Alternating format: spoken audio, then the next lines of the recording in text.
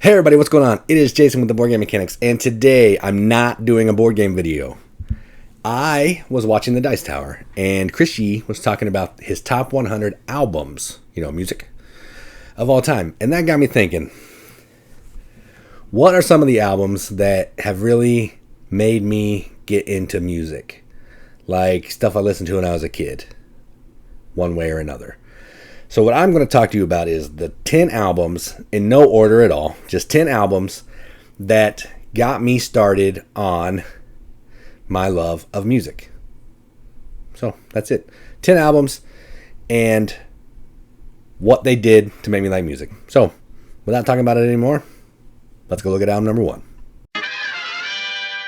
All right, so the first album that is one of the most influential albums that got me into music. Now, it doesn't necessarily be a favorite album. It's just an album that got me into music. Okay. And that is Insane Clown Posse's Ringmaster. This came out when I was 10. It's actually one of the first albums that I ever purchased with my own money.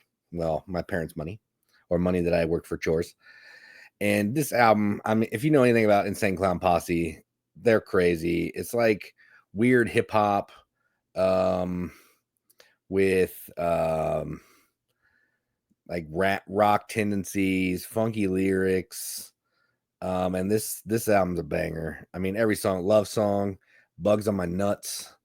I mean, some of this stuff is a little crazy. Get Off Me Dog, Chicken Hunting is classic. Murder Go Around, all these songs are bangers. Mr. Johnson's Head. Man, I listen to this album so much. It started me down the path of my love for Insane Clown Posse when I was a kid until I was through like high school, early college, probably. And I don't listen to them as much anymore, but this is definitely, if I'm doing a list of albums that got me into music, this has got to be one that I'm talking about. Now, these aren't in any order. These are just albums that, I have to talk about that I love, that got me into all kinds of music. And this is the first one I'm talking about, Insane Clown Posse, Ringmaster. All right, up next is another album. This is actually one of the first CDs that I ever had. This came out in 98. So maybe my time frame doesn't make sense. I don't know. I remember this being one of the first CDs that I had. So maybe Ringmaster was not one of the first CDs that I bought. So we'll take that back. But it was one of the earlier in my collection. Because I would have been like, in 98, I would have been 14. I started getting into music about 10 or so. So, it tracks the 94 to 98 would be, my big years. But this is Garbage version 2.0. And I think I got this from a CD connection or something. But man, this has bangers. I think I'm Paranoid, When I Grow Up, Special, Push It, Dumb. What's another one that I really like? Afterglow is a great song. So many good songs. Like when you think of popular Garbage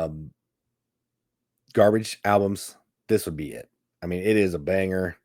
Every song's awesome. And this got me into like the more like industrial or techno-y side of rock. You'll see some other stuff that I listen to a lot that got me really started listening to music, which is not like rock or anything. There's a lot of other crazy stuff coming up, but this is one of the ones that really got me into rock and my love for like industrial and all that kind of stuff. So this is industrial. I know, I get it, but this is one of the first albums that I ever had, and that's Garbage version 2.0. Sorry if my timeline's rusty. I'm 41, and all this happened when I was a teenager. So, we may be a little off, but that's okay. All right, here's another funky one. I got this at the same time I got the Garbage album, and this is Goody Mob, Still Standing. Now, long before CeeLo was, the CeeLo Green that's popular, he was in this group, hip-hop group, rap group called Goody Mob. I don't remember a ton about this, but I remember I was banging Black Ice all the time because I was a big Outkast. I'm a big Outkast fan, so once I heard this song, like it started my love for Outkast and all that stuff. I've listened to it a couple times since because after hearing this, I really got into Outkast, and this song's awesome. I don't remember a ton of the other ones. but I do know that Black Ice is a banger. It's the first album that I had. It gave me like some of the cool hip hop with singing, and that's kind of where my love for hip hop still kind of is, and not something that I've listened to much other than the song that I just said, but it's definitely one that exposed me to some cool style and some different stuff that I'd never heard before. So that is Goody Mob, Still Standing. All right, so up next is one of the first albums that I ever heard from, like, remember how I said Garbage was kind of industrial? Well, this is my first foray into like super heavy industrial stuff. And this is Fear Factory Demanufacture. This is the first one that I heard. Then I went back and I kind of think it was Soul of a New Machine or whatever their first one was. And then, started going crazy. Every time they drop an album, I had Obsolete. I had all the remixes that came out to that point, which I think we just remanufacture at this point. And man, this album is such a freaking banger. Every song on here, Demanufacture, Self-Bias Resistor, Zero Signal is phenomenal. Replica, the video was banned from MTV. It's brutal. A nice cover song with Dog Day Sunrise. I don't know who the original artist is, but it is killer. Piss Christ. The only one I don't really care about is A Therapy for Pain. And then there's some like bonus tracks, like Your Mistake is awesome. Resistencia, Concreto. Oh man. But just the bass tracks, I think, stops at Therapy for Pain. New Breed. We are the new breed. We are the future. It's so good. So good. Man, of all the albums that I'm talking about today, this one's probably my favorite one. I still love it. I just listened to it not that long ago. It's so good. It's fantastic. But from Fear Factory, I've gone to many other heavy bands, not just industrial, but just heavy all across the board. And man, I love them. They're so good. Everything about this album is perfect. Love the voice, love the singing and the growling with the music, everything. Then this kind of spurred on. Well, Garbage took me in that direction, but this, pushed me over the edge. So that is Demanufacture. All right. This is my first foray into the mighty Metallica. And this was Ride the Lightning. My cousin actually traded me Ride the Lightning for something else. I can't remember, but I think it might have been Ringmaster, because we were all together all the time. And he had way more CDs than me. And he's like, hey, if you give me Ringmaster, I'll give you like these 4 other CDs. So I'd listen to Ringmaster a ton. So then I traded them that. I got the Metallica. I think I got a Rob Zombie, but I didn't listen to those. A White Zombie. I didn't listen to that as much. I listened to this one all the freaking time. And Ride the Lightning is just, it's nonstop from the beginning to the end. Fight Fire with Fire. Ride the Lightning. For Whom the Bell Tolls. Fade to Black. Trapped Under Ice. Escape. Creeping Death. The Call of Cthulhu. And then, there's other stuff that's irrelevant. But that's 8 tracks. And this album it just goes. It's nonstop. My favorite song is probably, I don't know. I really like Creeping Death. I really like Ride the Lightning too. But man, I heard this and I was, again, this isn't any order. I heard the Metallica before I heard the Fear Factory. But this, I love Metallica. So once I heard this, I started listening to Metallica. I started listening to Megadeth. Still not like the crazy heavy stuff like, Fear Factory led me down the rabbit hole of like Meshuggah and stuff like that. But this took me down the rabbit hole of Metallica, Megadeth, Judas Priest, Iron Maiden, all that kind of stuff that I'd never listened to. And this is the gateway drug to all those awesome albums. So that is Ride the Lightning. All right, so I was 7 when this album came out. But again, I started listening to music when I was about 10 to 12 to 14. Like really listening to it, probably 10 to 12 actually. And Blood Sugar Sex Magic I heard this thing and every song had me hooked. Breaking the Girl, man, I put that on repeat.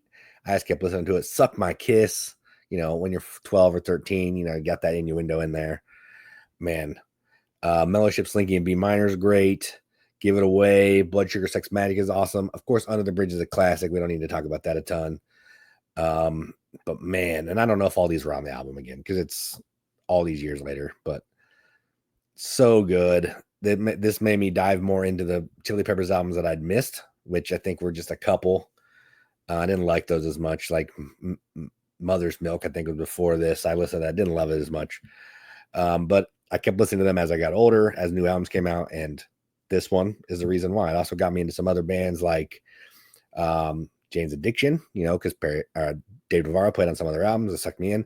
Chad Smith's been in some other groups. So when he was in Chickenfoot, I started listening to them. Again, that's more recent, but still, I know who Chad Smith is because of this album, which led me down some other paths. And yeah, I don't know. This is a good album. Just looking at it now makes me want to listen to it. I haven't listened to it for a long time. I've maybe listened to Under the Bridge a couple times, but if it doesn't come on the radio, I'm usually not spinning this, but mostly just because I killed it and wore it out when I first listened to it, and now I just don't really want to listen to it that much anymore. But it doesn't take away that it really got me inspired and influenced and diving into more music, and it deserves some props. So this one is Red Hot Chili Peppers, Blood Sugar Sex Magic. All right, now this list up to this point has been hip hop, rap, and rock. Well, now we're shifting gears majorly. And this album, my parents actually bought this. So I would have been, how old is it? 92, 10 here. So this is my first foray into kind of really listening to music. Other than my parents driving in the car, I didn't really listen to music. But they had a little radio. And they had this album and one more that I'm going to talk about next, which is another country album, spoiler. And I listened to this one all the time, every track. I don't even really like these songs. Could have been me. I mean, Achy Break Your Heart's a classic. She's Not Crying Anymore. What's another good one that I like? I don't like, I guess. Some Gave All, man. That's like about, veterans and people who were in the military who gave their life. So many good songs here that I listen to over and over and over that I would not listen to any of them today.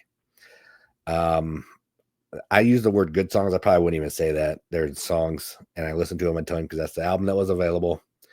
But I listened to it, and it got me diving in and starting my journey to listening to music. And you might think that's weird that it was Billy Ray Cyrus. I think that's kind of weird, but that's where it is. So, Some Gave All, Billy Ray Cyrus. All right, here's that second country one. I was 9. And this is Joe Diffie, Honky Tonk Attitude. Now, this one I did kind of like. I still kind of like some of these songs. I'm not going to lie to you. Prop Me Up Beside the Jukebox. John Deere Green. Those are the two that I remember. But I listened to all these. I'd listen to this one a lot. I could probably still sing some of these songs if I heard them. They're not ringing a bell right now. But, man, just Prop Me Up Beside the Jukebox. That was a jam when I was 9. And then, John Deere Green, they play that on the radio still. Classic tune. I'm not listening to Joe Diffie a ton. I don't hate his songs, but it's not the kind of country that I do like country, but it's not the style of country that I necessarily want to listen to. The 90s stuff, it's more sentimental and nostalgic for me than it is like I actually want to listen to it. But man, this one, my parents had it. I listened to it right along with Billy Ray Cyrus. And that flowy mullet, I looked at that while I was listening to it and just started me on my journey. So, Joe Diffie, Honky Tonk Attitude. All right, so this was 92. I was 8 here. And the only reason this is on my list, honestly, is because I used to help my aunt. Her name was Faye. I know. The white trash roots run deep. Okay, I'm sorry. And she had a paper route, and we'd have to get up. I had to get up and help her, and it was like 4:00 in the morning. It was her and her boyfriend. This sounds super terrible. These are like 40-year-old people, and I was, they were doing a paper route. But this was the album that they would listen to every single day on this paper route. It was Sir Mix-a-Lot, Mac Daddy. And guess what song this one has on it? Baby Got Back. The song I actually like the best is Giving MC's Lockjaw. Like, I like that song. Was there anything else I can remember here? I don't remember a lot of the other ones, but Baby Got Back, listened to a ton. I think Mac Daddy's all right, but I remember a lot of Lockjaw, and I remember Baby Got Back. And we listened to this one a ton. Again, I was 8, so if I don't remember it, forgive me. But I know that this was one of the albums that I listened to probably all summer, 4 or 5 days a week in the morning. I would listen to this album when we were out doing a paper route because basically they were too lazy to get out. So they'd have me get out and put the papers in the box for, like $1 because I was 8. And this is the album. So not something I listen to now other than Baby Got Back because, that's always on the radio. But it's definitely one that got me started down a journey. I started listening to a lot of the other 80s stuff like You Got What I Need, all that kind of stuff, and took me down that rabbit hole. And Sir Mix-a-Lot, started all that. So there we go. Sir Mix-a-Lot, Mac Daddy. All right, so this is another out of left field, and this is the Backstreet Boys. Now, technically, the first my first foray into boy bands was 98 Degrees, Invisible Man. I think that came out before this. Again, I'm not sure. That's the first thing I remember. Who knows? I could have gone back and got this, but then because it was only a single. It was Invisible Man and then some other song on the back that I can't remember because it's the B-side, so who cares? So then I went to like a store and they had Backstreet Boys. I think it was CD Connection or whatever. Maybe, how old was I here? 12. Yeah, it's probably CD Connection. And I found a used copy. It was like $2. And I put it in, like, quit playing games with my heart as long as you love me. Everybody, Backstreet's back. All I have to give. I'll never break your heart. Like, every song on this album is just, like, they just go. They're just good songs. And then, I started listening to NSYNC. I don't listen to this stuff now, but everybody did back in the day. Judge me if you want. You're no better than me. You listen to it too. But these are just, it got me into like the singing of like the harmonic singing. Cause again, I was listening to like metal and, the rock and the rap, and I didn't have that. So I started going back and listening to some Motown because Motown is kind of the early stages of this mixed with a little bit of the rock. So I was listening to like, the Jackson 5, the OJs, the Temptations. I got into some of that stuff because this led me down that path of the good singing and I like Motown a little bit better with better music. And I still listen to Motown now because I think it's awesome. But without Backstreet Boys, I probably wouldn't have wanted to learn more about that. So this is the album that kind of traveled me down that hole. So it's got a bunch of good songs. If you say you don't listen to it, you're a liar. I don't want to hear it. You're a liar. So there you go. So those are the songs. Those are the albums. All right, so there it was. 10 albums.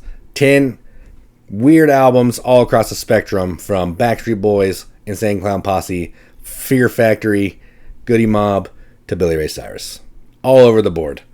Yeah, I have an eclectic music taste. Maybe not as much as some, but I listened to tons of stuff from growing up till now, and there's a special place in my life for most types of music. I mean, I haven't listened to all of that. I don't really love jazz or like swing or stuff like that because it's not stuff that I listen to. But if I started listening to it when I was a kid and then I, slowly progressed and traveled down those roads, it's always going to be something that I enjoy. So, hope you enjoyed this video. It's not board game related. I should probably be doing more of those, but I just wanted to have fun. So, that's what we're going to do. So, thanks for watching. If you like the video, click like, subscribe, follow, do all those things. I hate saying that stuff, but if you do it, it'd be cool. So, I'm Jason with the Board Game Mechanics, and as always, keep gaming.